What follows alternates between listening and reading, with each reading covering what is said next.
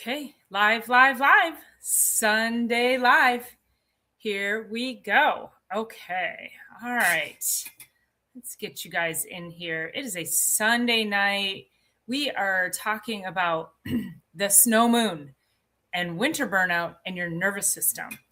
So, there's lots going on. Lots going on this week. A lot of people are talking about they're tired, they're not sleeping well, they're just not feeling good. And I know I'm feeling it. I know I've got some hot tea here for my throat, so hopefully I'm gonna make it through. I didn't go anywhere today. I actually Instacarted groceries because I did not feel good. My throat feels like it's like kind of swollen. So I've just been laying low and relaxing and trying to get this throat under control. So, all right. So we've got the snow moon, winter burnout, and the nervous system. Why is this so important? I'm going to tell you all a story. Let's start with the story. So last Sunday was a full moon. Last Sunday was considered the snow moon. And the reason it's considered the snow moon is because February tends to be the snowiest month. And so in indigenous cultures, they called it the snow moon because it was the snowiest month. It was hard to gather food, and it was also hard to travel. And so they had no other choice but to just lay low and do nothing. And the snow moon really kind of teaches us that it's okay. Like, we have to just do nothing. Well, the other thing that it coincided with was the year of the snake in the Chinese Zodiac. And that the year of the snake, I think its last day was last Sunday also. I might be getting my days a couple days off, so don't 100% quote me, but you'll get the idea. So the year of the snake coincided with the snow moon, and the year of the snake means that the snake needs time to shed. So the snake has to also stop its movement, have to slow its movement down in order to shed. And so the year of the snake exits by the and these are, what do you call it? Is it not proverbial? What's the word I'm thinking of?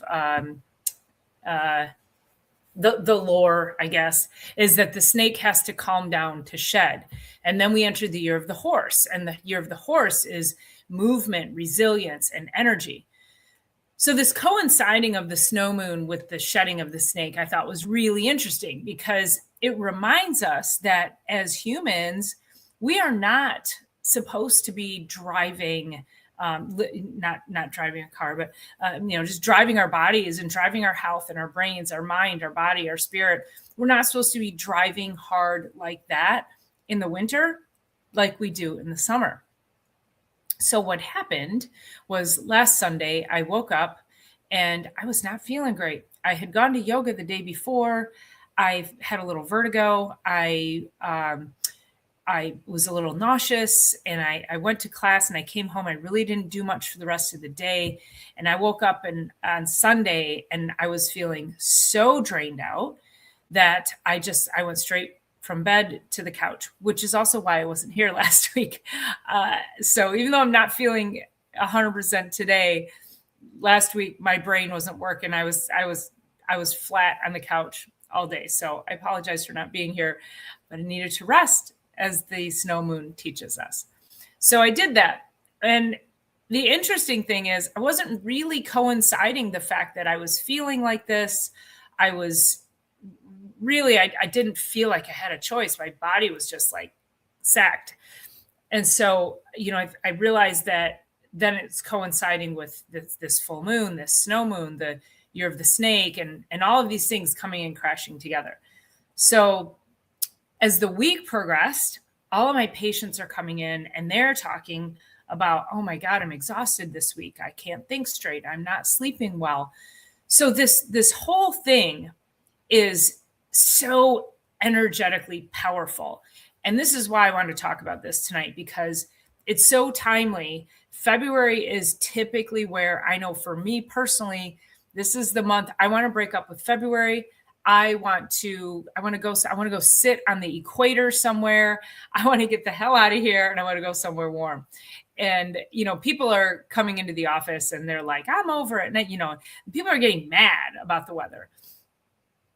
I'm not really mad about it. I know I live here in Michigan. I know I have to deal with it. I don't really complain. But when you get into a state where I'm paying attention that each and every year I feel like this, and it feels like it gets a little worse every year. So now it's okay. Now what do you do to take care of your health? So I haven't been able to break up with February yet. I haven't been able to leave for a month and go sit on an equator. I have a business. I've got my daughter. I've got my house. So these aren't options for me. So what do we do? I'm sure they're not options for you either. And so that's what we're going to talk about today is what do we do? What do we do instead? The first thing is I want you to realize that we are not designed to drive ourselves in winter the same way we drive ourselves in the summer. We just do not have our bodies we don't work that way, because if you think primitively about our DNA as humans, our bodies still are thinking the sun goes down early, the days are shorter. So our bodies are kind of still thinking inside that we have to calm down. We don't have as much time to be daylight, to be outside and doing all of these things. And this is often why too, when it comes to food, that people end up getting fatter in the winter, because you go for the comfort food. You eat, there's, again, if you think primitively, they're going to, let's talk about squirrels and bears and animals, and they try to get all of their food that they possibly can, and then they go hibernate. Well, then for us, we're like, oh my God, my body's somehow telling me it needs to hibernate. I better eat a ton of food when we're not going to go hibernate. So there's this weird mental thing that happens that forces us to eat all these comfort foods that aren't good for us. And then we get fat, and then we try to spend all summer getting the weight off. So as we move into, I think we are past. So we're starting to get more daylight now, which is great. By the end of February, we will have gained, I think, 70 minutes of daylight. So there's positives there. So I want you to start thinking about, okay, we've come out the other side. We've been through the darkest part of it. And if you're feeling it, I want to know. So let me know in the comments if you are feeling this fatigue and this brain fog, and just feeling the effects of not being able to be outside as much, not being able to get as much sunlight. Our bodies are whatever vitamin D you gained in the summer, the tank is empty. It's really starting to empty out, and we can take vitamin D. I take it every day, but there is no substitute for being out in nature, being outside, being able to move regularly, see the sun, and have those longer days. So I'm so sorry. Oh my God, hold on. Okay, try not to cough. All right. So this is also where people tend to beat themselves up. So I sat on the couch all day last Sunday, and there could have been a little bit of, that little voice going, you should really be doing something. You should get up and do something. You should do. And really, honestly, I was tinkering around on my computer, and I was doing a little marketing and posting and things like that. But I wasn't thinking too hard. I wasn't trying to force myself to think a whole lot. So don't be so hard on yourself. Give yourself some grace. And it's really that your nervous system needs to know that it's safe to calm down. It's safe to slow down. And, winter burnout and this seasonal affective disorder, it's a thing. But not everyone is clinically depressed, but we all feel some of the effects of it. And so, just because you don't have a clinical diagnosis of seasonal affective disorder doesn't mean you're not affected. And you don't need to have a diagnosis of seasonal affective disorder in order to give relevance to how you're feeling. So morning, Lily, welcome in. And yeah, so let me welcome you guys in here. If you are watching from my channel, please jump over to It's All About the Biology and give them a subscribe. And if you're watching from It's All About the Biology, go ahead and jump on over to my channel and please subscribe over here. Also, if you're watching on Facebook, make sure that wherever you're watching from, you leave a thumbs up and jump on in, leave a comment. We'd love to hear from you and hear your thoughts. Are you feeling the effects of this weather? Okay. Lily says, a friend of mine is affected by seasonal affective disorder, and she has a special lamp for winter use. And I've suggested that often on the show, as you get those sunlight lamps. So, you hear all these gurus, and they're talking about, get outside and get sunlight. And, the dog is waking me up between 6 and 6:30 every morning. And honestly, I'm kind of starting to wake up at that time anyway. Again, I think my body's starting to now prepare for the next seasonal change that's coming along. So I don't fight it. If I'm awake at 6, I'll snuggle with the dog for a few minutes, and then I'll get out of bed and I'll, just start my day. So I don't fight it and try to stay in bed. And just get up and get my day going. Hey, Mary Lou, happy Sunday to you too. So nice to see you in here. I love me some Mary Lou. So as we start to think about this, that, these influencers, these gurus, and they say, get up and go outside within, 15 to 30 minutes of waking up and go outside and look at the sky and stare at the sun. And I'm like, I'm not doing that at 4 degrees. I am just not doing that. So, what you can do is and here's what I do, especially if I wake up at 6, it's still dark outside. It's kind of starting to twilight a little bit. Is twilight the morning or the evening? I don't know. You guys know what I mean? And so I turn on a couple of table lamps and I've got incandescent bulbs. And if you can find incandescent bulbs, that's also a great way. That has the spectrum of light that your brain loves. So I turn on lamps. I don't go turning on all the lights in the house right away because that feels like a shock to my brain. So I turn on lamps and I start. So much like the day opens with light, it's very slow. And much like the day ends with light, it's very slow. Think of it like that when you get up in the morning and just turn on some lamps. You could turn on some other lights in the house, but I don't know that I'd shock your system. So we still want to get this nice rise of our cortisol going. We don't really want to shock it. And then also this slow decline of your melatonin as you wake up. Put melatonin to bed. So I would start doing that. The other thing I always recommend is making sure that you're drinking a big glass of water, making sure you get hydrated first thing in the morning. And then you can do things like you could do a guided meditation that starts your deep breathing. Deep breathing is helpful to get your day started as well. And you can also do some stretching. So gentle yoga stretching, even just stretching to the ceiling and gently bending over and just hanging at your waist, stretching out your back, going back up, doing that again. So think of the morning as it's a slow start to your day. It's slow and gentle. And like I said, we're not gonna be able to get out and view that sunlight to get things going. And so on the flip side, at night, so here at 6:15, which is, I'm looking outside and the sun is setting. So it's still a little light out, but it's 6:15.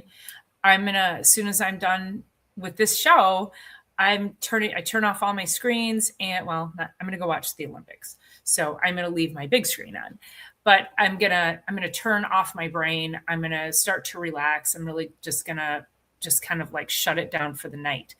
So same thing. You don't want to have all the lights on in your house when it's starting to get calm. If you came in my house right now, the only lights on, I have a lamp right here in front of me and I have a little light to my left. I'll have one lamp on in the living room. I won't have all these bright lights on. So you want to use your artificial light as a way to slowly start your day and then as a way to end the day. And that's going to be a lot calmer on your brain and on your hormones. And, if you think about, a lot of people ask me, are naps good? I think some people are nappers and some people aren't. I'm not typically a napper. So as much as I was on the couch all day last Sunday and a lot of today, I just don't nap. I'm not tired enough to nap, but I'm tired enough to lay down and just chill out. So if you're a napper, great, nap. If you're not, then just rest. Just, don't try not to drive your body too hard. So other things that we experience during this time of year is fatigue, brain fog, poor sleep, increased inflammation or pain. And that's because when you don't sleep, it actually changes your blood sugar regulation. It changes your gut. And when that happens, it causes inflammation, and more inflammation causes pain. That also, when it changes your blood sugar regulation, it causes cravings. So sugar, that's where we get our sugar cravings. And then blood sugar changing the microbiome creates mood changes. And when you get those mood changes, your motivation changes. So you could see this like vicious circle. So think about adapting to the season rather than fighting the season. I think too many of us are trying to be as productive at this time of year as we are in the middle of July. And you just have to respect your body for that. And there's things that you can do. I'm actually teaching a workshop on time blocking and putting boundaries around your time and your schedule so that you can still feel like you're being productive without feeling like you're behind. And I think that's where a lot of us are, is that we feel like if we're not going, we feel unproductive. Oh my God, I didn't get such and such done. And it's all, the work's going to be there. It's always going to be there. Lily says, it really feels like spring here when it should be winter conditions. It's messing with my circadian. And think about that too. When the warmth comes in earlier than it should, your flowers start coming up. We got there's over a foot of snow outside. So I don't think any flowers are coming up out there. We've been getting hammered with with snow. So, all right, let me move through my notes here. I have a note here about the snake versus the horse. We can't run until we shed. So that was that calming down, shedding the skin of the snake. And now in the year of the horse, we've got movement and momentum. I mean, like, game on 2026, let's go. But we've got to regulate our nervous systems before we can hit that accelerator. And otherwise we're going to we get more burnout. So think about that. So what are some realistic ways that you can support your nervous system in the winter? And you can get that light if you, they're on Amazon. You can get the sunlight lamps, and those do the same thing. They do this slow, light. It's a slow, gradual lighting of your room. And, that's a great way to wake up. So, and I think it's full spectrum. So it's not like a LED light or something like that. All right. Let's see. So guided stillness instead of forced energy. And that's where I was saying that your nervous system needs to know that it's safe in order for your brain to be able to create, for your brain to be able to think clearly. And so, you always hear me say that we are living like we are running from a saber-toothed tiger all the time.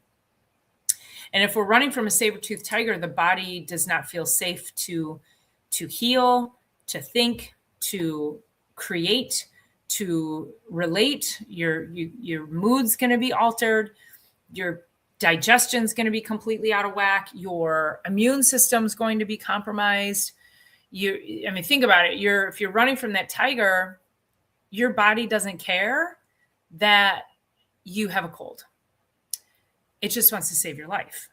So that is another reason that if you've got a sniffle, a cold, a sore throat, I'm not going to go to a Super Bowl party tonight, and I don't really care anyway, but I need my body to know that it's safe.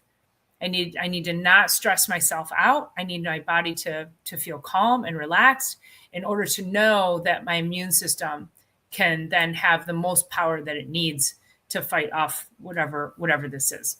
So other things that can help you in the morning, and these are actually even good practices in the evening, is a warm shower. Some people will say turn the cold water on too. If you're a cold water person, like a cold plunger, and that is not me, especially in the winter. So warm showers are always nice. Splashing cold water on your face was always something that I've always done growing up. And so that actually, I would take a hot shower and then I'd splash cold water on my face. That's quite invigorating. A warm beverage, I think that's why a lot of us go for coffee. I've been drinking tea all day. Again, I wasn't feeling great. And so coffee didn't sound good to me. So that's where the tea comes in. And then of course, sitting quietly, don't get up right away and turn the news on or look at your phone. Just sort of like sit with the morning, sit with the quiet of the morning. I mean, that calmness to your nervous system when you just sort of like allow the day to unfold without you rushing into it, it's so nurturing or nourishing to your nervous system. I mean, think about when you wake up in the morning, if you have a dog or a cat, dog or cat gets up, what's the first thing they do? They stretch. They don't get up and just sprint. They don't get up and stretch and then run. They get up and they stretch and then they move and then they yawn and then they come up and then they lay on you and they want you to pet them. I mean, take a lesson from your dog or cat. So, hi, Lily. You jumping over to which channel? Okay, so which channel are you here? I'm curious because your name is in black on this one. What really calms me? Yes, listening to the birds in the morning. That's one of my favorite things to do when I first start hearing the birds is go outside. So I will do that when I can go outside, and I just listen to the birds and I sit with the dog outside, and I just take in the quiet of the morning and I pet the dog and I listen to the birds, and yeah, it's a great way to start your day. So stress also when you're running from that tiger. The reason we have our cravings is because your body is looking for energy. And if you are stressed, people say, I'm a stress eater. And if you find yourself craving sweets or carbohydrates, it's because your body is looking for energy so you can run from the tiger. So you have to pay attention to those. These are signals that your body isn't, you don't just have cravings for no reason. Your body is looking for something. There's a reason for that. So your gut is out of balance. Your stress management is out of balance. And this is a great time to slow down in the summer and start to pay attention to that. When you're having processed foods, high sugar meals, you're giving the body the energy that it wants, but you're fueling more inflammation. You're fueling the bad bugs in your gut. You're feeding the very things that are creating cravings for you. So don't compromise your nervous system with the cravings. And I heard this really interesting perspective on, let's just say it. Let's see. Okay, wait, hold on. I'm on this chat. However, I went to your chat. Oh, okay. So so when you're blue, your name is blue. Your name is black. You have black and blue. When your name is blue, you are on It's All About the Biology. And then when your name is black, that means you were over on my channel. Okay. Very interesting. Perfect. Now we know. Okay. So I heard this really interesting take on, let's just call it a donut. I don't know. Food's easy to pick on when you talk about these analogies. So let's say you really want the donut and you are thinking, I really want this donut. I feel terrible because I want it, but when you eat it, you're going to feel terrible. So if the feeling is terrible, if you know you're going to feel terrible eating it or not eating it, then just take the feeling of not eating it. Just don't eat it, because you're going to have that feeling anyway. Then you're going to probably even more guilty after the fact. So yeah, it's like, I'm disappointed that I can't eat the donut, but then I'm disappointed that I ate the donut. I mean, you guys get it? Like, think about that. So start asking yourself those kinds of things. Is if your feeling is disappointment anyway, or guilt or whatever, then just you've got it, but you don't have to adulterate yourself in order to have that feeling. Okay, so then we get to, and especially with our nervous system dysregulation in the winter like this, I normally would have gone to get adjusted yesterday, but I changed my schedule a little bit to go to yoga at a different place with a friend. And so I did not get my adjustment this week. I don't know if that's why I'm sick, because I count on my weekly adjustments to help keep me healthy.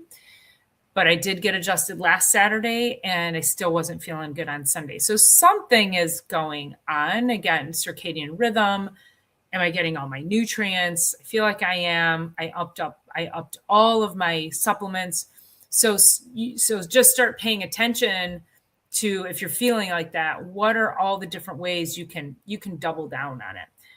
More water, more nutrients, more movement, more mindset, more deep breathing, more exercise. Go, I keep saying, go walk in the big box stores, go walk at the mall, go to the gym.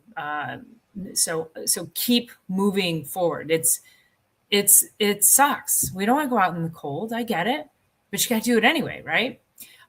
So with chiropractic, that's our whole premise, is that chiropractic adjustments actually help that nervous system dysregulation. It moves you from that fight or flight. It moves you from, you're being chased by the saber-tooth tiger. It removes that noise. It removes that feeling of, I don't feel safe. And it helps the body to feel safe and supported. And which means that now it's going to help your mood. It's going to help your whole nervous system regulation. And people just start to feel better. They do feel calmer. They sleep better. Their brains work better. So chiropractic is a very important piece when it comes to these types of chronic and recurring, I guess, seasonal issues that we have. I mean, winter's not going away unless you move to the Caribbean or something. So it's you guys got to start paying attention to it. And I have a patient that he sent me a message. So was it Friday night? I think it was Friday night. It could have been Saturday. I don't remember. But he sent me a message, and he had these dark circles under his eyes. And he said, do you think that, because I adjust his sinuses too. And he said, do you think we bruised my sinuses? And I said, oh my gosh. And then I actually called him, because I said, it makes sense to me now. He was coming in with, so he gets these kind of jitters. He's young. He's really young, like 30-ish young. And he gets these jitters where it's like his body, like he can't stop this sort of like vibration in his body. And he's had that for the last couple of months. And he's had it before, but we've gotten rid of it through chiropractic, through nutrition, functional medicine, and it came back. And then he's telling me he's been working out, and he said I'm just exhausted. Like he was doing legs, and he goes, oh my God, my legs were just cooked from the jump. And my recovery, and that's another problem he's always had, is inability to recover properly from workouts. And that's a mitochondrial issue. So when your mitochondria struggles, everything in your body, your repair, your nervous system regulation, everything is going to struggle. And so we've got to fuel the mitochondria. The mitochondria is the powerhouse of your cell. It's where all your energy is created. And when you have poor mitochondrial health, your ability to regulate, your ability to recover is going to be very poor. And poor mitochondrial health also lends itself to a lot of diseases, autoimmune issues. He does have colitis or Crohn's. I think it's colitis, ulcerative colitis. So that he's got an autoimmune issue there. His whole family has autoimmune issues. And so when he asked me, do you think the adjustment could have bruised my sinuses? It was like all of a sudden my brain went, oh, shoot. And all these things started to add up for me about him. So I called him and I said, I wouldn't call too many people at 8:00 on Friday night. But I said, I said, the light bulb came on. And then I flashed forward. I said, listen, I have so many patients that I work with who are older, who come to me when they're older, who will tell me about what their health was like when they were your age. And I said, I don't want you to be that person in 30 years. And so we're regrouping. We're going to do, we haven't done any blood work in the last couple of years on him. I think he's kind of slipped off of his food plan. We got to get him on some specific nutrients that were helping, and then he ran out. And so it's just those things. When I see that kind of a picture, and this is what winter can reveal, is it, again, if it gets worse and you're not able to pull out of it, there's something in the bigger picture, because we are designed also to survive the element. I mean, obviously people died in the winter because they didn't have proper food and shelter, but you guys get it. We're designed to live through winter, and then we're designed to thrive in summer. So what happens is as we go through this and we start to push ourselves so hard, and it reveals more chronic diseases throughout the winter, that should be a signal. That should be a signal to you. Also, if you've struggled with things and you're like, I just never knew that was a problem, or I was regulating it with medication, or I regulate it with, I don't regulate it at all. I don't even know what to do with it. So I just live with it. And I've had people tell me, oh gosh, my health was in a crisis before I found a chiropractor and somebody who did functional medicine, and that saved my life. So I say that to you to tell you to pay attention that when you are in winter, if you are not being mindful of the things that your body is telling you it needs, the signals, not the symptoms. Symptoms are signals. I think the word symptom it becomes white noise, and we don't pay enough attention to the symptoms, because you know what we can do with symptoms? We can give them medication. That's how medications are given. A cluster of symptoms then qualifies for a certain drug. You guys, they're signals. They are signals. They are alarm bells going off in your body, and your body is screaming for help. And it's doable, but then it's not, you can't unwind it overnight, but you do need to start. You need to take a step in the forward direction. You need to make sure that you're moving your health, making decisions each and every day. What, is this going to harm me, or is this going to hurt me? And start moving your health in that forward direction. And if you're living your life 80 to 90% of all the good things, then you have a buffer. You have, you can stay up later if you wanted to, a night here or there. Can't do that too much, because the body will talk to you. The body will give you a signal that it's not, it doesn't quite like that, but that kind of consistency is what starts to move the needle. So Lily says, nature has the seasons, so do we. Winter is a time of rest, Winter is a time to rest, just as nature is resting. Yeah, I mean, my garden's resting. My the flowers are resting. You know, if you've got perennials, they're resting right now. They're not doing anything. They're storing energy in the ground. And then when the conditions get right, they're going to start to peek their heads up.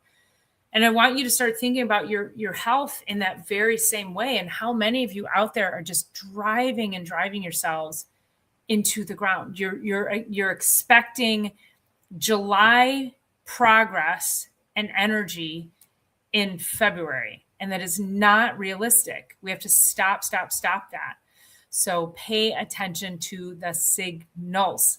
All right. So excuse me.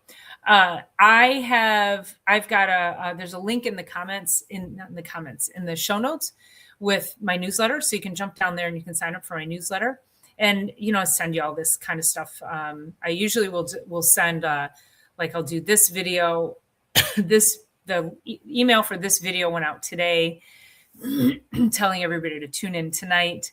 So then the next email that will go out, and it has a little bit of expanded version of what we talk about on Sundays, as well as any other timely things that happen during the week that we need to discuss. So just trying to keep you guys, help you to think about things in a little bit different, from a little different lens, that will help to improve how you view yourselves, and also that, being so hard on yourself. And we really get down on ourselves at this time. We're like, oh, I want to be doing more, but no, forget it. It's like, just stop, just slow down and go binge watch. What did I binge watch? Emily in Paris is what I've been binge watching. That's been my latest binge. Super dumb show, but very, very cute. So, all right. I think based on how my throat is doing, I did get through all my notes. And so I did just want to keep it a little shorter, just so I didn't have to talk too much.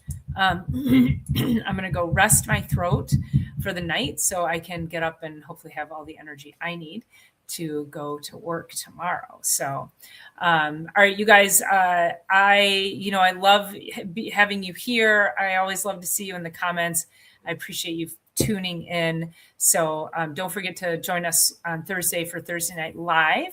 And I'll be back here on Sunday, hopefully with a much better throat and a full show again for you then. So, all right. Thanks everybody for tuning in. Talk to you soon.